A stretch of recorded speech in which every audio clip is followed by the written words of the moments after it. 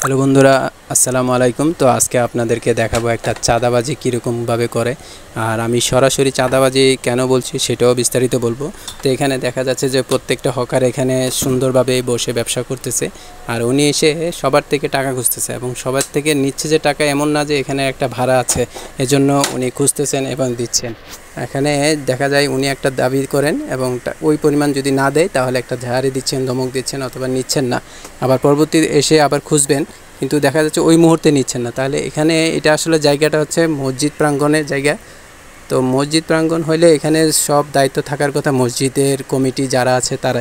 এখন তারা কি আসলে এখান থেকে টাকা নেয় নাকি নেয় না, আর যদি নিয়ে থাকে তাহলে অবশ্যই এটা একটা ফিক্সড করা টাকা থাকবে। তো ওরা ওদের মতো করে টাকা নিচ্ছে এবং যদি দিতে না পারে তাহলে ঝাড়ি মারছে, ধমক দিচ্ছে, অনেক সময় দেখা যায় যে বসতেও দেয় না, এই ধরনের আচরণও করে।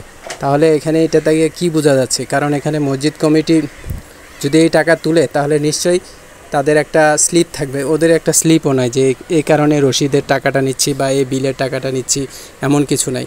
তাহলে আবার আরেকটা জিনিস দেখা যায় এখানে বিভিন্ন ধরনের ছোটোখাটো যে হকাররা, বাদামওয়ালা বা ঝালমুড়িওয়ালা, ওরা কিন্তু আসে, দাঁড়ায়, বিক্রি করে, তারপর চলে যায়। তাহলে চাঁদা দেওয়ার ব্যাপারটা কাদের সাথে?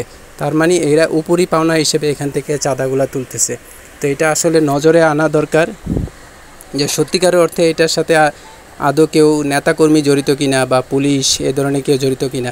আশা করি এগুলা জড়িত থাকবে না, কিন্তু কেন তুলতেছে, কাদের পাওয়ারে বা কাদের ক্ষমতা বলে তুলতেছে, এটাও একটা প্রশ্ন থেকে যায়।